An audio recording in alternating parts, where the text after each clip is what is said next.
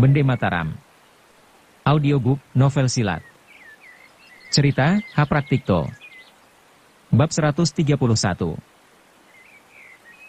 Memikir demikian, segera ia mengerahkan tenaga dan melesat mendaki gunung.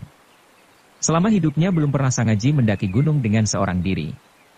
Mengingat jalannya sukar dan mungkin ada bahaya sekonyong-konyong, ia tak mau lengah. Cepat luar biasa ia menyelinap dari batu ke batu pegunungan yang menghadangnya. Kemudian menembus awan hitam yang datang dengan berarak-arak. Bulan kala itu nampak makin suram. Awan hitam bergulungan menutupi angkasa. Seluruh persada bumi ikut muram pula. Belum pernah aku merambah gunung Cibugis. Tipu muslihat kawanan yang memusuhi aku, sukar kuduga. Kalau lengah, aku bisa celaka, pikir Sangaji. Dan memikir demikian, ia melanjutkan perjalanan dengan meringankan kaki. Tak berani lagi ia berlari-larian cepat seperti tadi. 1 jam lamanya ia berjalan dengan hati-hati, kadang-kadang ia menebarkan penglihatan, kalau-kalau melihat Kosim. Tapi kemuraman malam benar-benar merintangi inderanya. Ia menengadahkan muka ke udara. Dari arah selatan angin datang bergulungan menyapu awan hitam. Ada harapan, pikirnya. Benar juga. Tak lama kemudian udara menjadi terang seperti kemarin malam. Bulan hampir penuh timbul di angkasa bersih. Sinarnya lembut laksana perak kena gosok. Sekonyong-konyong, sayup-sayup pendengarannya menangkap bunyi napas kurang lebih 100 orang. Pernapasannya sebenarnya tidak kedengaran. Tetapi karena jumlahnya banyak, indera Sangaji yang tajam luar biasa dapat menangkapnya. Sangaji tidak gentar menghadapi ancaman baru itu. Hanya timbullah pikirannya, benar-benar hebat himpunan Sangkuriang ini. Sayang, mereka terpecah belah. Sekiranya bersatu padu seperti semula, pastilah akan menemukan zaman keemasannya kembali. Segera ia mengencangkan ikat pinggangnya dan berjalan terus, ia memasuki tebing gunung itu dan tiba pada dataran di baliknya. Di depannya terbentang suatu lapangan luas yang dipagari tebing berdinding tinggi. Pada kakinya terdapat sebuah danau yang memantulkan cahaya rembulan. 5 batang pohon berdiri membungkuki permukaan air. Seumpama pada pagi hari pastilah terasa keindahannya. Kurang lebih 100 orang yang mengenakan pakaian seragam dan bersenjata pedang, berbaris berkelompok-kelompok. Masing-masing kelompok terdiri dari 7 orang. Mereka berdiri tak bergerak. Andai kata Sangaji belum memperoleh pengalaman melihat letak kedudukan mereka, pastilah akan mengira kelompok jajaran tunggak. Dengan tajam Sangaji menjelajahkan matanya. Ia menghitung jumlah mereka. Semua berjumlah 14 kelompok. Masing-masing dikepalai oleh seorang berjenggot lebat. Itulah barisan Jala Sutra Lenderajaya yang luar biasa angkernya, sehingga Sangaji menjadi tercengang. Kalau sekiranya mereka tidak kena asuh seorang pemimpin yang berwibawa, betapa mereka memiliki perbawa begini hebat, pikir Sangaji. Begitu melihat munculnya Sangaji, terdengarlah siulan nyaring. Mereka lalu bergerak dan tiba-tiba saja Sangaji telah terkepung. Sangaji terkesiap. Ia melihat betapa tangkas mereka. Dan mereka bergerak tanpa berkata sepatah kata pun juga. Sungguh-sungguh tak ku mengerti, kata Sangaji dalam hati. Melihat jumlahnya, pastilah mereka dipersiapkan untuk menghadapi musuh besar. Sekarang mereka bergerak untuk menangkap aku. Mungkin salah duga. Memperoleh pertimbangan demikian, Sangaji segera membungkuk hormat. Kemudian berkata dengan suara menggeledek. Dengan sesungguhnya, aku hendak mendaki Gunung Cibugis. Semata-mata hendak memenuhi undangan pendekar Inu Kertapati dan Sidi Mantera. Haraplah memberi jalan. Seorang bercambang tebal menghampiri seorang yang berperawakan tegap tinggi. Orang itu membisikkan sederet kalimat seperti lagi memberi laporan singkat. Sangaji segera mengenal orang itu. Dialah Jajang. Rupanya dia mendahului tiba di tempat itu, tatkala Sangaji terlibat dalam pertempuran. Orang yang diberi laporan, lalu mendongakkan kepala. Kemudian berkata nyaring, ilmu luar biasa tingginya, kenapa sudi bekerja sama dengan manusia berkhianat? Memang kelemahan manusia ini semenjak dahulu berkisar soal kehormatan, pangkat derajat dan perempuan. Tapi sayang, engkau yang berusia muda siang-siang sudah berotak gila demikian. Maka turunlah dan perbaiki budi pekertimu agar keharuman namamu tetap menjadi abadi. Orang itu berbicara dengan wajar. Namun sangat nyaring dan tiap patah katanya terdengar terang. Itulah suatu bicara dengan sungguh-sungguh pula. Nasihatnya membersit dari ketulusan hati. Sang Haji benar-benar merasa terpukul. Tuduhan yang diajukan kepadanya seakan-akan sudah terbukti. Ia tak tahu kini, apakah mesti menangis atau tertawa. Betapa sabar dia, hatinya mengutuk juga. Katanya di dalam hati, mereka ini benar-benar salah duga, seolah-olah buta. Ah, sekiranya Titisari berada di sini pastilah kesalahpahaman ini dapat dibuyarkan. Terhadap Titisari ia menaruh kepercayaan besar, seumpama jiwanya sendiri ada padanya. Tetapi justru teringat kepada Titisari, hatinya menjadi gelisah bukan kepalang. Kemudian ia mencoba berbicara sebisa-bisanya. Nasihat saudara benar-benar merasuk dalam dadaku. Hanya saja aku tak mengerti apa sebabnya nasihat itu kau alamatkan kepadaku. Begini saja. Antarkan aku kepada pendekar Inu Kertapati dan Sidi Mantra. Kau pasti mengenal siapa mereka, menurut kabar mereka adalah penghubung dunia luar. Jika engkau belum sadar, cobalah gempur Jala Sutra Lenderajaya ini. Jika mampu, aku Atang Munding Sari akan meluluskan engkau mendaki ke markas besar kami. Aku seorang diri, betapa mampu melawan barisan raksasa ini, sahut Sang Haji. Tolong kembalikan temanku berjalan. Aku akan mendaki dengan dia tanpa saudara antar. Sekonyong-konyong Atang Munding Sari membentak hebat, di depan Atang Munding Sari janganlah engkau mengobrol tiada guna. Sehabis membentak, ia mengibaskan pedang. Dan seluruh barisan lantas bergerak. Barisan Jala Sutra Lenderajaya kali ini benar-benar dahsyat. Lingkaran geraknya 14 macam yang 7 kelompok mempunyai bidang luas. Dan 7 kelompok lainnya bergerak berputaran dalam lingkaran sempit.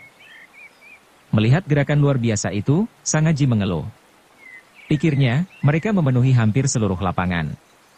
Bagaimana caraku dapat meloloskan diri? Sebelum ia dapat mengambil keputusan, 98 lawan ternyata sudah mulai menyerang. Terdengar Atang Munding Sari berseru nyaring, keluarkan senjatamu. Sang Haji menarik napas. Pikirnya lagi, baiklah. Meskipun belum tentu aku dapat memecahkan barisan ini, tapi mereka pun tak gampang-gampang pula menjatuhkan aku. Seorang laki-laki masakan runtuh hanya karena bentakan saja. Biarlah kulawannya dengan sebisa-bisaku. Tiba-tiba saja ia melesat dan menerjang kelompok yang berada di sebelah barat daya. Ia melontarkan pukulan jurus ilmu Kumayan Jati dengan tenaga sakti 2 bagian. 7 orang kelompok yang berada di sebelah selatan menggeser kedudukannya. Mereka bergerak menyongsong pukulan itu. Mereka tak tahu bahwa Sang Haji mempunyai ilmu tiada tara di dunia ini. Kalau berniat jahat, itu tidak hanya menggunakan tenaga 2 bagian saja. Meskipun demikian, berkat kesaktian getah sakti Dewa Daru, pukulan lontaran itu mempunyai daya hisap pula. Gerakan mendorong sudah hebat. Tenaga hisapnya tak terkatakan lagi besarnya. Baru saja ke-7 orang terdorong oleh suatu tenaga yang dahsyat luar biasa, tiba-tiba mereka kena tarik pula yang sama kuatnya. Tak ampun lagi, mereka jatuh terguling menungkrap tanah. Meskipun segera dapat bangun kembali, tetapi muka mereka berdebu tebal. Kumis dan jenggot mereka yang lebat lantas saja berubah menjadi kelabu. Bukan main gusar mereka. Atang Munding Sari terkesiap menyaksikan keperkasaan Sang Haji. Dengan bersiul panjang, ia memberi aba-aba agar secepat mungkin menambal yang lowong. 4 kelompok yang terdiri dari 28 orang, segera mengepung rapat. Dikepung demikian, Sang Haji tak mempunyai harapan untuk dapat meloloskan diri. Untuk melemahkan pengepungan itu, Sang Haji lari berputaran sambil mengibaskan tangan. Angin kibasan itu lantas bergulungan serta menyekat pergerakan mereka. Setelah berputar-putar beberapa waktu lamanya, terasalah dalam hati bahwa barisan Jala Sutra Lenderajaya benar-benar rapat dan teguh. Apabila tidak mau melukai tiada harapan untuk dapat lolos dengan selamat. Ia mencoba berputar lagi mencari lubang kelemahannya. Ternyata makin lama makin teguh dan rapat sekali. Seumpama seekor lalat pun tidak dapat meloloskan diri. Sekarang andai kata Sang Haji berniat kabur tiada lagi suatu lubang pembobolan. Dalam kejengkelannya ia mendongak ke atas. Samar-samar nampaklah sebuah bangunan yang sangat besar. Bangunan itu berada di lereng Gunung Cibugis yang teraling beberapa bongkah batu raksasa. Besar dugaannya, itulah markas besar himpunan Sangkuriang. Jauhnya dari tempat pertempuran itu, kurang lebih 700-an meter. Tiba-tiba suatu ingatan menusuk benaknya. Paman Inu Kertapati dan Paman Sidi Mantera pernah mendengar gelombang suaraku. Biarlah ku coba berteriak memanggilnya. Memperoleh pikiran demikian, segera ia mengumpulkan tenaga saktinya. Lalu berkata, Paman Inu Kertapati, Paman Sidi Mantera, aku dalam bahaya. Teriakan itu hebat luar biasa. Tak ubah aum. Sang Hyang Narasinga yang menggoyahkan langit dan bumi. Barisan Jalasutra Lenderajaya tertegun sejenak. Mereka tergetar mundur. Kepala mereka pengang dan terasa menjadi puyeng. Semua berwaspada. Jangan kena dipengaruhi manusia siluman ini. Seru Atang Munding Sari. Mendengar bunyi perintah Atang Munding Sari, timbullah pikiran dalam diri Sang Aji. Agaknya seluruh barisan tunduk kepadanya. Jika aku dapat merobohkan dia, bukankah seluruh barisan macet dengan sendirinya? Sang Aji tidak mengetahui bahwa salah satu keistimewaan barisan Jalasutra Lenderajaya terletak justru apabila pemimpinnya terserang lawan. Begitu pemimpin barisan kena serang, kelompok-kelompok kecil yang selalu bergerak lantas berputar. Dan penyerangnya masuk ke dalam perangkap. Begitu jugalah kali ini. Baru Sang Aji bergerak 7 langkah hendak menghampiri Atang Munding Sari, kelompok kecil segera berputar ke belakang. Untung, prarasa Sang Aji sangat tajam, ia melihat gerakan menggencat makin rapat. Di belakang punggung terasa terancam bahaya. Ia berputar dan melihat jumlah kelompok berlipat ganda. Cepat ia melangkah ke kanan. Sekonyong-konyong 2 kelompok kecil menikamnya dengan berbareng. Benar-benar bahaya keadaan Sang Aji kala itu. Tetapi dia sudah memiliki beraneka ragam ilmu kepandaian yang sudah mencapai puncaknya. Dalam bahaya ia tak menjadi gugup. Hanya saja darahnya terkesiap, melihat mereka menikam dengan kejam, ia lantas mengambil keputusan untuk melawan mereka tanpa segan-segan lagi. Dengan suatu gerakan kilat, ia menendang 7 orang sekaligus. Mereka terpental jungkir balik dan pedangnya kabur ke udara. Pada detik-detik itu, 7 batang pedang menyambar punggungnya. Ia menyongsong serangan itu dengan kibasan tangan. Dan pada saat itu juga, pedang mereka jatuh berkelontangan. Mereka yang kehilangan senjata buru-buru memungut pedangnya kembali. Tetapi begitu tangannya meraba gagangnya, pedang itu ternyata patah menjadi 8 bagian. Mereka tertegun dan wajahnya pucat dengan tiba-tiba. Selama hidupnya belum pernah sekali juga menghadapi seorang yang memiliki tenaga sakti begitu hebat. Melihat mereka kehilangan senjata, yang lain segera menggantikan kedudukannya. Yang tiada bersenjata saling bergandengan tangan membuat rantai. Mereka bergerak mengepung rapat-rapat. Dikepung demikian, Sang Aji tiada gentar, ia bahkan bersenyum. Katanya dalam hati, biar ku coba tenaga gabungannya. Memikir demikian, ia merampas sebatang pedang. Kemudian ditempelkan kepada pedang kepala kelompok. Buru-buru kepala kelompok menarik pedangnya. Akan tetapi pedangnya terasa seperti terlengket kepada sebatang besi berani. Betapapun ia mengerahkan tenaga, tetap saja bergeming. 14 temannya segera menolong. Mereka mengerumun dan mencoba menerjang.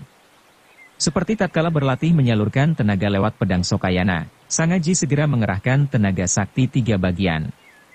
Kemudian berseru, hati-hati. Setelah berseru demikian, ia menggoyangkan pedangnya.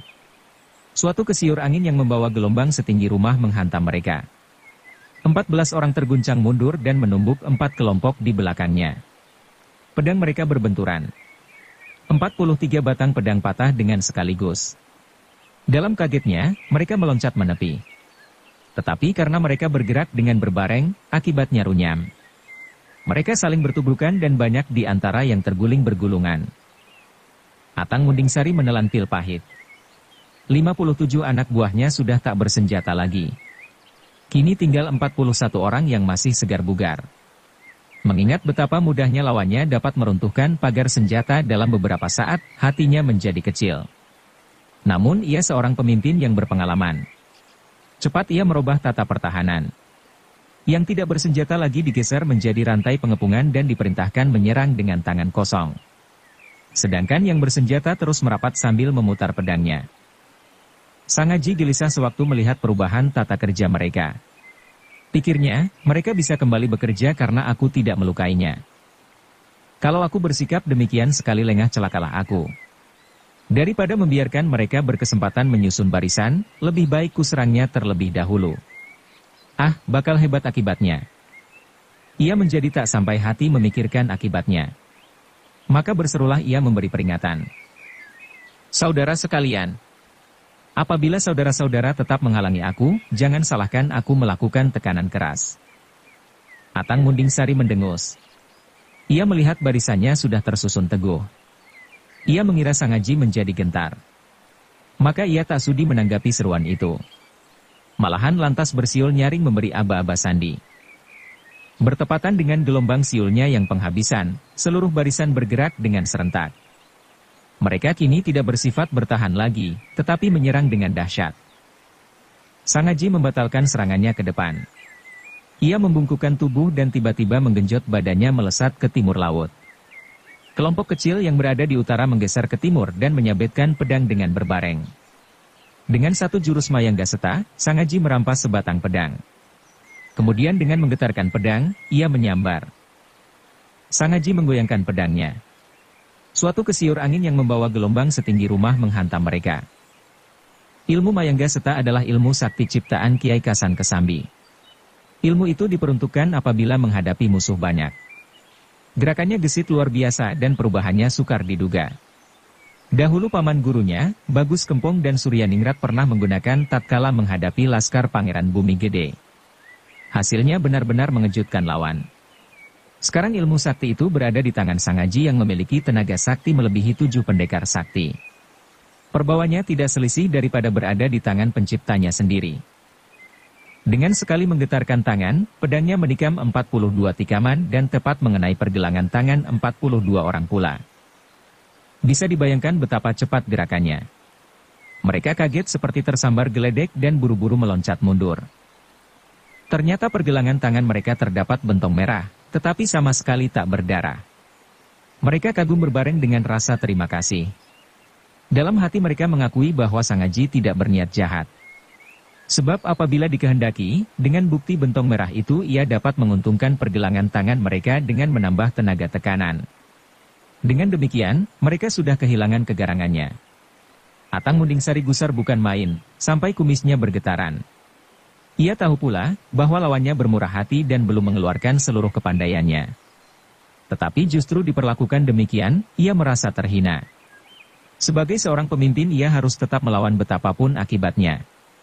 Maka ia segera memberi aba-aba agar mengurung Sang Aji lebih rapat. Melihat kebandelan Atang Munding-Sari, hati Sang Aji mendongkol berbareng memuji. Sebab betapapun juga pertempuran itu tidak hanya mengadu kepandaian saja, tetapi mengadu jiwa pula. Salah sedikit, akibatnya bisa mengerikan. Memikir demikian ia mendorong 7 orang yang berada di dekatnya. Setelah itu, ia lari mengarah ke telaga. Ia harus mengadu kegesitan. Seperti diketahui, seluruh lapangan penuh dengan 14 kelompok yang masing-masing membentuk Jalasutra Lenderajaya. Untuk mengalahkan mereka, Sang Aji harus melawannya dengan cara ia mempermainkan 7 orang di dekat batu besar. Tetapi hal itu berarti pula bahwa ia harus bisa menjadi 14 orang. Betapa mungkin? Tetapi ilmu sakti Sang Aji adalah ilmu anugerah Raja Jawa yang pertama kali. Hidup pada tahun 3100 tahun sebelum Masehi. Raja itu adalah leluhur nenek moyang seluruh Nusantara. Ia dikabarkan Hyang Tunggal sendiri yang menjelma sebagai manusia untuk menyebarkan tata peradaban. Maka ilmu sakti Sang Aji tidak dapat diukur dengan akal manusia. Seperti kilat ia terbang dari satu tempat ke tempat lain. Dalam sekejap saja barisan Jalasutra Lenderajaya menjadi kalut dan pecah berantakan, seperti tak terpimpin lagi. Melihat kekalutan itu, Atang Munding-Sari segera memberi tanda agar berhenti bergerak dan berpencaran berkelompok-kelompok. Sekarang Sang Aji menemui kesukaran benar-benar. Tadi sewaktu barisan bergerak, ia dapat mengalutkan dengan gerakan kilat. Akan tetapi dengan berhentinya gerakan itu, ia merasa diri sebagai seekor kelinci tertengkurap di tengah pagar yang luasnya memenuhi seluruh lapangan. Apabila hendak meruntuhkan mereka, ia harus melukai seorang demi seorang, inilah yang tidak dikehendaki. Diam-diam ia memuji kepandaian dan kecerdasan Atang Munding-Sari. Katanya dalam hati, benar-benar tangguh dia. Kalau dia sampai terluka di tanganku, sungguh sayang. Ia kemudian tegak mendongak ke atas. Tiba-tiba ia melihat sinar merah membakar sekitar markas besar. Hatinya terkesiap. Seketika itu tahulah dia, apa sebab ia dihalang-halangi demikian keras. Rupanya markas besar himpunan Sangkuriang kena serang musuh dan sedang menghadapi perlawanan hebat. Mungkin pula Paman Inu Kertapati dan Paman Sidi Mantera terlibat dalam suatu pertarungan seru. Jika demikian aku tak boleh bertahan terlalu lama di sini, katanya di dalam hati. Karena memperoleh keputusan demikian, ia tak ragu-ragu lagi mengambil tindakan tegas. Dengan mengerahkan tenaga saktinya 3 bagian, terus ia menghantamkan tangan kanannya, ia menggunakan ilmu Kumayan Jati. Sedang tangan kirinya melontarkan pukulan pancawara. Hebat akibatnya. 49 orang yang berpencaran memenuhi lapangan dengan cepat meluruk bersama-sama untuk menangkis pukulan dahsyat yang terlontar dari tangan kanan. Sedangkan lainnya yang belum terluka berbareng pula menyongsong pukulan pancawara. Akan tetapi sebelum kedua pukulan sakti itu tiba, di luar dugaan mendadak lenyap serta berubah haluan. Sebagai gantinya, datanglah suatu arus angin luar biasa kuatnya. Di luar kemauannya sendiri, mereka saling bertubrukan, kemudian terangkat naik dan dilontarkan bertebaran. Bagaimana bisa terjadi begitu? Ilmu Kumayan Jati bersifat menggempur, sedangkan pancawara menyapu tak ubah badai di pegunungan yang sebentar datang dan sebentar pula lenyap tiada meninggalkan bekas. Ilmu sakti Sangaji sudah berada di puncak kesempurnaan yang dapat mengatur tenaga saktinya tepat seperti kemauannya. Memukul dengan tangan berbareng yang menggunakan 2 macam pukulan yang berbeda sudah sangat sukar dilakukan seseorang. Tapi dengan enak saja, Sangaji bahkan bisa merubah 2 macam pukulan yang berbeda itu dengan sekaligus. Tangan kirinya yang melontarkan pukulan pancawara tiba-tiba dipindah ke tangan kanan. Sedangkan ilmu Kumayan Jati yang berada di tangan kanan dipindahkan ke tangan kiri dengan memukulkan pula ilmu sakti Mayanggaseta. Peristiwa demikian ini belum pernah terjadi dalam sejarah para pendekar. Dan Sangajilah satu-satunya orang yang dapat melakukan demikian. Terpelesatnya kedua barisan dengan sekaligus itu tak dapat dicegah oleh Atang Munding Sari. Dia sendiri bahkan menderita luka akibat kena benturan mereka. Dadanya terasa melesak ke dalam dan dengan mata berkunang-kunang ia mencoba menguasai diri. Sangaji menggunakan kesempatan itu. Cepat ia meloloskan diri dari rantai pengepungan yang sudah tersibak bobol. Dengan seluruh kekuatannya, ia memanjat dinding batu. Sebentar saja ia lenyap dari penglihatan. Tepat pada saat itu terdengarlah suara ion, ceng tanda bahaya. Tahulah Sangaji bahwa lonceng tanda bahaya sudah ditabuh semenjak tadi. Segera ia mendongak ke atas. Melihat nyala api bertambah besar, ia berpikir, siapakah yang berani memasuki halaman markas besar himpunan Sangkuriang? Kalau tidak tangguh, mustahil bisa berada di sana. Seperti kemasukan setan, ia memburu. Di halaman belakang gedung markas besar sudah penuh berkelompok-kelompok orang yang bertempur dari tempat satu ke tempat lain. Suara gemerincing senjata dan teriak mengaduh kesakitan bukan main ramainya. Namun ia tak mengindahkan semuanya itu. Melihat bahwa di dalam halaman gedung berkelebat beberapa orang, terus saja ia langsung memasuki. Pendengarannya yang tajam mendengar suatu pertarungan sengit antara jago-jago kelas utama. Api sedang membakar gedung. Namun yang berada di dalam tiada seorang pun yang keluar untuk berusaha memadamkan. Apakah mereka kena kurung musuh? Pikirnya. Tatkala itu api sudah mulai menjilat dinding samping. Bagian tengah dan depan masih bebas. Dengan sekali menjejakkan kakinya, Sangaji melompati pagar rumah sebelah yang sudah menjadi hangus. 49 orang berpakaian seragam sedang menghadapi perlawanan 81 orang yang mengenakan pakaian bermacam-macam. Mereka menggunakan bermacam-macam senjata pula dan ilmu kepandaiannya sangat tinggi, sehingga ke-49 orang yang mengenakan pakaian seragam berada di bawah angin. Heran Sangaji menyaksikan pertempuran itu. Pikirnya, dari pihak manakah mereka sekalian?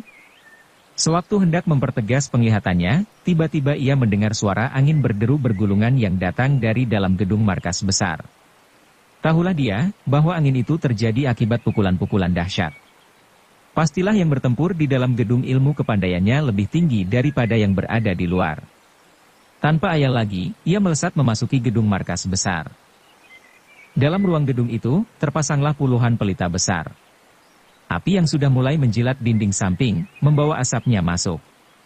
Tentu saja pantulan cahaya pelita lantas menjadi remang-remang seperti bulan kena tergulung awan hitam yang datang berarak-arak. Angin itu terjadi akibat pukulan-pukulan dahsyat. Pastilah yang bertempur di dalam gedung ilmu kepandaiannya lebih tinggi daripada yang berada di luar. Tanpa ayal lagi, ia melesat memasuki gedung markas besar. Samar-samar nampaklah 7 orang sedang berkutat mengerahkan tenaga. Mereka tegak berdiri dan saling berhadapan dengan berdiam diri.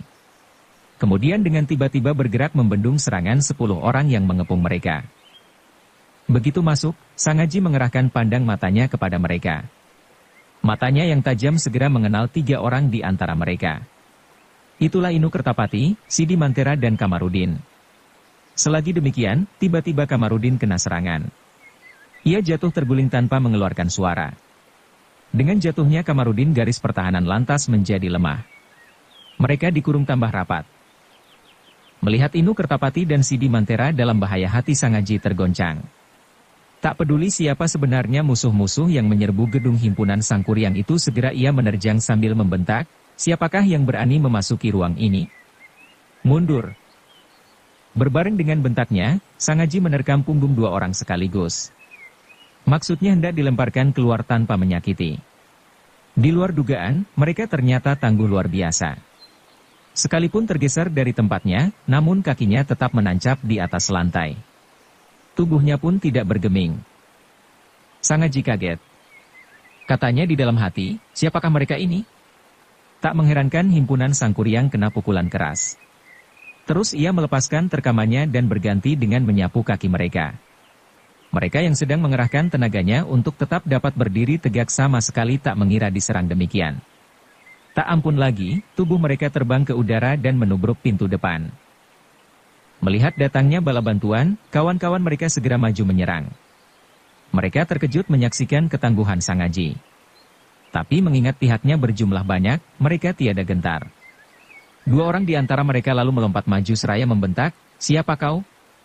Tanpa menyahut, Sang Aji mengirimkan kebasan tangan dengan tenaga 4 bagian. Kesudahannya hebat. Mereka terpelanting oleh kesiur angin dan bukan oleh pukulan itu sendiri. Meskipun demikian, begitu tubuh mereka terbentur dinding, lantas saja melontarkan darah segar. Sekarang pihak musuh benar-benar kaget. Mereka tercengang menyaksikan kehebatan Sang Aji yang berhasil merobohkan 4 orang hanya dalam 2 jurus saja. Inu Kertapati dan Sidi Mantera dengan segera mengenal siapa yang datang menolong. Dalam hati, mereka bersyukur sekali. Namun mereka belum berani berbicara atau bergerak dari tempatnya. Sang Aji sendiri sama sekali tak menggubris musuh-musuh yang sedang mengepung. Ia maju menganggukkan kepala kepada Inu Kertapati dan Sidi Mantera dengan suara terharu, "Paman, aku Kasep datang. Tak tahunya paman sekalian dalam keadaan bahaya oleh keteledoranku." Inu Kertapati dan Sidi Mantera tidak berani melepaskan kata-kata. Mereka hanya membalas mengangguk. Tapi pada saat itu, sosok bayangan berkelebat menyerang Sang Aji dari belakang. Maka tanpa memedulikan apa akibatnya, Sidi Mantera berteriak memperingatkan, "Awas!" Suatu kesiur angin dahsyat menyambar punggung Sang Aji. Tahulah pemuda itu, bahwa seorang yang memiliki ilmu sakti tinggi sedang menyerang dirinya. Heran dia, apa sebab orang yang memiliki ilmu sakti setinggi itu menyerang dari belakang punggung? Bukankah perbuatan demikian akan memerosotkan nilai pamornya? Lantas saja ia tahu, bahwa orang itu pasti manusia berbudi rendah. Tanpa menoleh ia sambut serangan gelap itu. Sekali tangannya membalik, orang itu tiba-tiba mati kutu. Ia jatuh meliuk ke lantai seperti tangkai daun pisang kena suatu tetak. "Bagus," seru Sidi Mantera berbesar hati. "Kalau kau sudah datang, apa arti bangsa kurcaci-kurcaci demikian?" Belum lagi Sang Aji menyahut, sekonyong-konyong terdengar suara tertawa nyaring sekali dari luar. Dan masuklah seorang laki-laki setengah umur yang mengenakan kain mewah. Melihat gaya dan lagaknya, pastilah dia seorang pemimpin besar, atau seorang pangeran anak mas suatu kerajaan. Sekali melihat tahulah Sang Aji, bahwa ia sedang berhadapan dengan seorang lawan berat. Sambil membungkuk ia berkata menyambut, "Siapakah Tuan? Apa perlu Tuan membawa teman Tuan kemari?" Orang itu tertawa panjang. Sebagai balasan ia bertanya pula, "Siapakah Tuan? Apa perlu Tuan datang kemari?" Mendengar suara dan gayanya, teringatlah dia kepada Sang Dewa Resi. Lalu menyahut, "Aku bernama Sang Aji. Kedatanganku kemari karena diundang beberapa sahabatku." Ah, tak kukira bahwa orang-orang semacam mereka masih mempunyai seorang sahabat seperti Tuan, kata orang itu dengan mengulum ejekan. Usia orang itu belum lagi mencapai 40 tahun. Tetapi ia berbicara seperti seorang putra mahkota. Terhadap Sang Haji yang berusia 20 tahunan ia membawa lagak orang tua. Sang Haji yang selamanya tidak pandai berbicara, lantas saja berkata singkat, Tuan mempunyai permusuhan apa dengan himpunan Sangkuriang sampai kalian datang untuk menyerang dan sudah membakar gedungnya pula? Siapakah sebenarnya kau ini? Apakah engkau kanak-kanak kemarin sore berhak berbicara demikian terhadapku? Mengapa tidak? Tiba-tiba Sidi Mantera menungkas. Pendekar ini bermulut tajam. Lantas saja berkata lagi, sahabatku setidak-tidaknya seorang manusia yang tahu diri. Sebaliknya kau adalah binatang berkaki dua. Terhadap seekor binatang macam begitu, masakan tidak pantas saudaraku ini membuka mulut? Mendengar kata-kata tajam Sidi Mantera, orang itu tertawa panjang lagi. Wajahnya sama sekali tidak berubah. Dia orang luar mengapa ikut campur? Tanyalah sendiri apa sebab dia ikut campur, bentak Sidi Mantera. Tapi kau binatang berkaki dua masakan pantas mengusut hal itu? Mengapa tidak? Aku justru ingin mendapat keterangan, kata orang itu. Dia terus menatap wajah Sang Haji. Apakah aku harus menjawab pertanyaanmu, tungkas Sang Haji sederhana. Aku justru mau mencampuri perkara ini. Mengapa? Kala itu asap api bertambah menyesakkan napas. Di luar api mulai merembet gedung ruang tengah. Sang Haji melihat orang itu seperti tak memedulikan seolah-olah yakin bahwa di pihaknya sudah menang. Apakah dia sengaja mengulur waktu, pikir pemuda itu. Orang-orang ini, aku yang membawa kemari. Jika kau dapat mengusir aku, tanpa kau perintah mereka semua akan mengampuni sahabat-sahabatmu yang tiada gunanya, kata orang itu. Sang Haji tak mau menyia-nyiakan waktu dengan adu mulut. Dengan membalikkan tangan ia mengibas. Sederhana saja tampaknya, tapi orang itu mendadak saja tergeser dari tempat berdirinya. Sang Haji terkesiap. Katanya dalam hati, aku sudah mengerahkan tenaga sakti 4 bagian. Tapi orang ini hanya tergeser dari tempatnya saja. Tak kukira, di sini aku akan bertemu dengan seorang yang memiliki ilmu tinggi. Tapi orang itu sendiri sebaliknya terkejut bukan kepalang. Pengikut-pengikutnya yang berada di belakang sampai memekik cemas. Bagus, seru orang itu.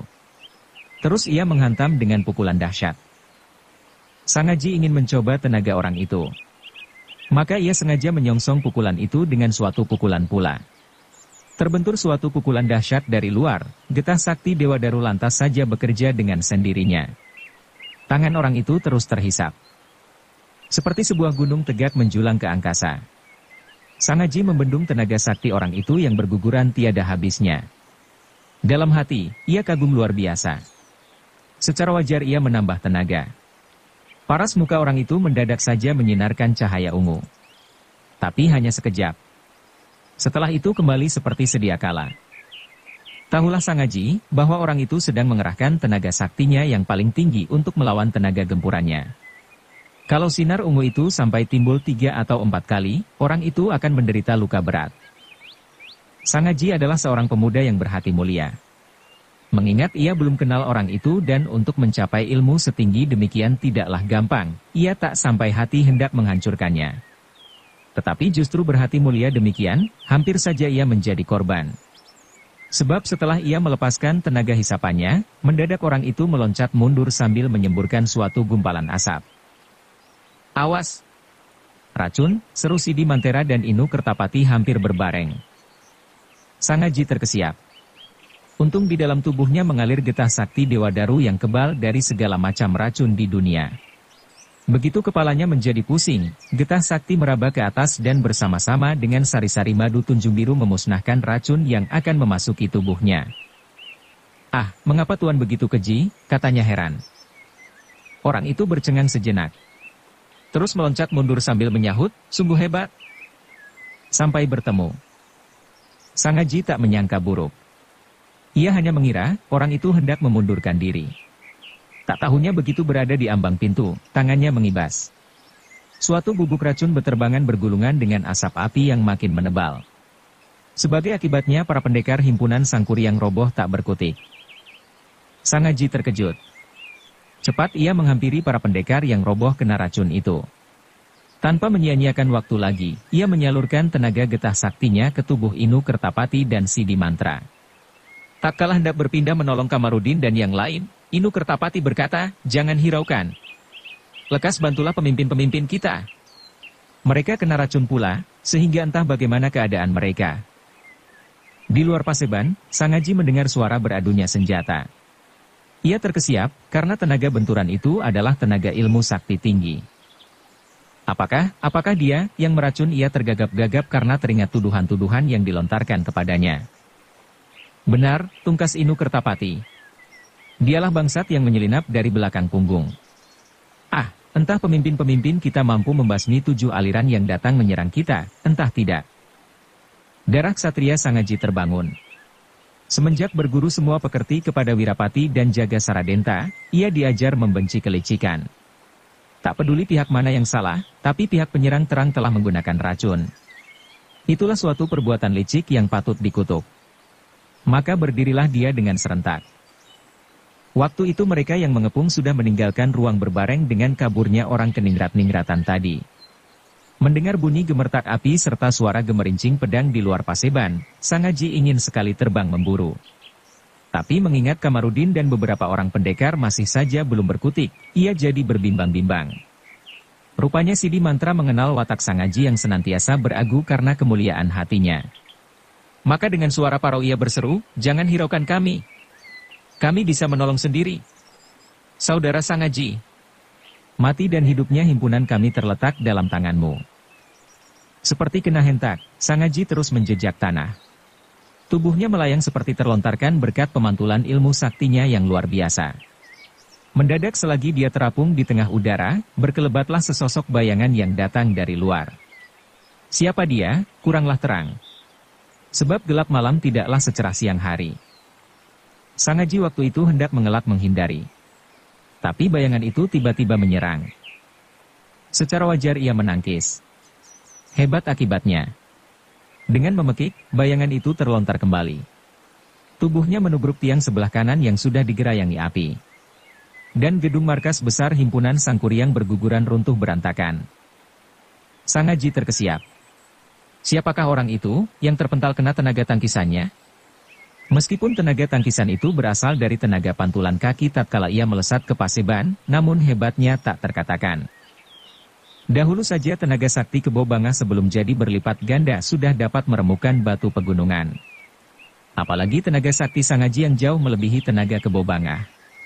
Pantasnya jangankan mengenai tubuh manusia yang terdiri dari darah dan daging, batu pegunungan saja dapat sempur berantakan. Tapi ajaib, orang itu hanya jatuh bergulungan ke tanah setelah menubruk tiang gedung. Kemudian berdiri sempoyongan dengan hanya menyemburkan gumpalan darah. Sedang, tubuhnya tetap utuh. Siapakah dia? Apakah tubuhnya lebih tangguh daripada batu pegunungan? Dialah pendekar Simuntang. Lengkapnya bernama, Tubagus Simuntang, juru bicara himpunan Sangkuriang dan merupakan tangan kanan Ratu Bagus Boang pada zaman kejayaannya. Bersambung ke bab 132. Dukung kami dengan subscribe, follow, like, komen dan share. Terima kasih.